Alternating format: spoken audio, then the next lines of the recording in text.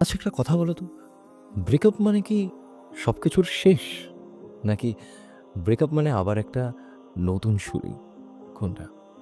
Breakup হওয়ার পর আমরা প্রত্যেকটা মানুষ একটা যন্ত্রণার ফেজের মধ্যে দিয়ে যাই।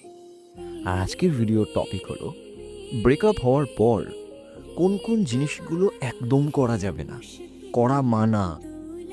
বুঝতে পারছো? এখন হয়তো তোমার ব্রেকআপ হয়নি, হয়তো সব ঠিকঠাক চলছে। বাট আমি বলব এটাকে তুমি শেয়ার করো ভিডিওটাকে। কারণ এই মুহূর্তে দাঁড়িয়ে তোমার হয়তো কোনো বন্ধু ব্রেকআপ হওয়ার পর একটা কষ্টের মধ্যে আছে।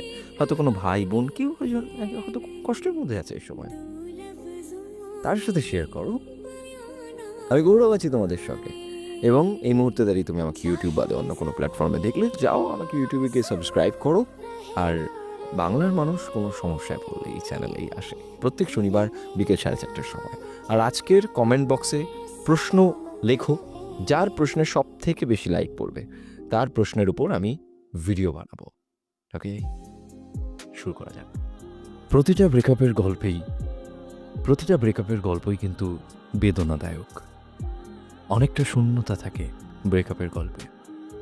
আচ্ছা, কখনো এমনভাবে ব্রেকআপ হয়েছে যে তুমি বুঝতে পারছো সম্পর্কটা ঠিকঠাক চলছে না, আগের মতো যতটা ঘন ঘন কথা হতো এখন ততটা হয় না, যতটা ঘন ঘন দেখা হতো, দেখা করার ইচ্ছে থাকতো, সেটা কোথাও মিসিং, এবং সম্পর্কটায় কিছু একটা ঠিক নেই।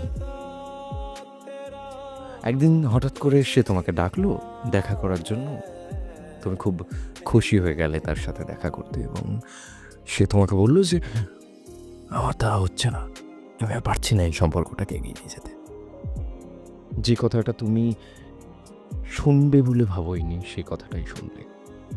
বুকে পাথর নিয়ে বাড়ি ফিরে গেলে, হয়তো অঝরে কেঁদেও ফেললে তার সামনে, হয়তো তার হাত পা ধরা বাকি ছিল, কিন্তু সে মানতে নারাজ।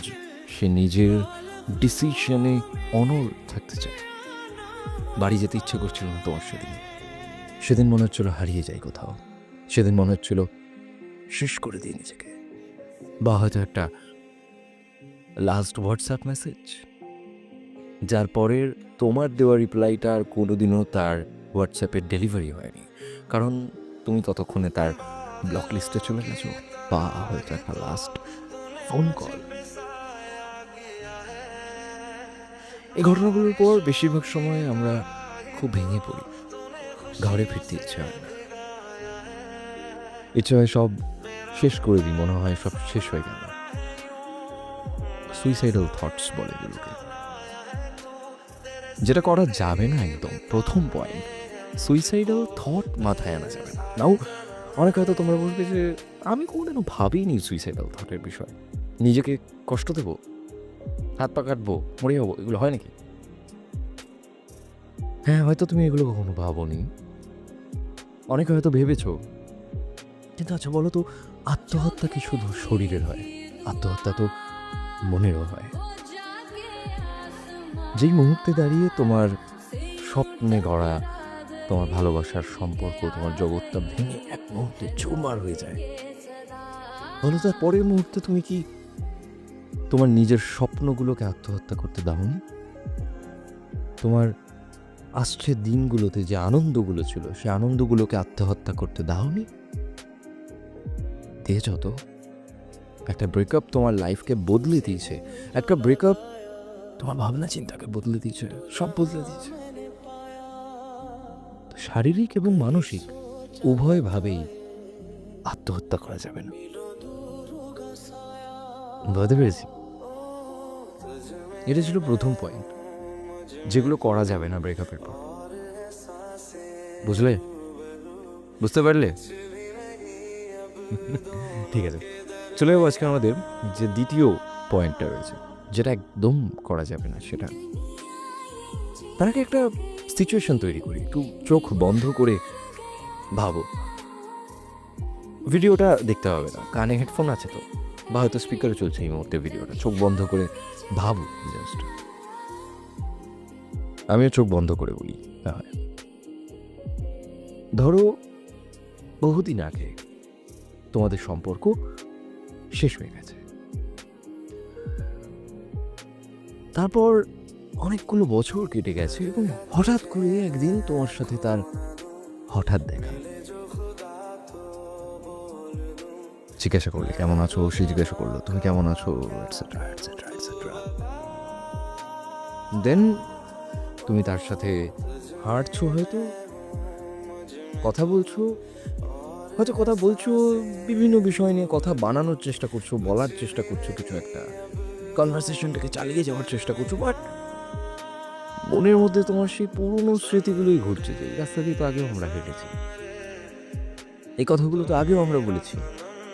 সেও কিন্তু এগুলোই ভাবছে, কিন্তু তুমি তাকে সে কথাগুলো বলতে চাইছো না বা বলতে পারছো না, এবং সেও সেম জিনিসটা ভাবছে, বাট সেও কিন্তু তোমাকে বলছে না। দুজনে একই জিনিস ভাবছো কিন্তু একে অপরকে বলছো না কথাগুলো।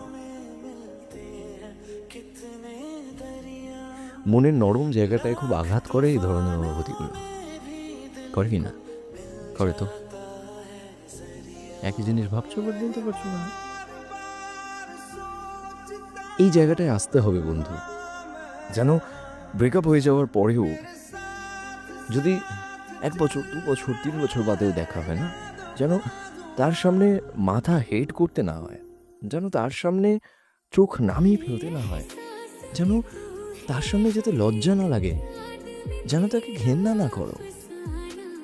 ব্রেকআপ হয়ে যাওয়ার পর যার সাথে ব্রেকআপ হয়েছে, হতে পারে বিভিন্ন কারণে তোমাদের রিলেশনশিপটা ওয়ার্কআউট করেনি, হতে পারে সে তোমাকে নিয়ে অনেক খারাপ কথা বলেছে, হতে পারে খুব ঝামেলা হয়েছে, কিন্তু তাকে নিয়ে বাইরে বন্ধুদের কাছে, সমাজের চোখে তাকে এতটা ছোট করে দিও না বা এতটা তার নামে খারাপ কথা বলো না, যেখানে দাঁড়িয়ে একদিন তার চোখাচোখি হতে না পারো।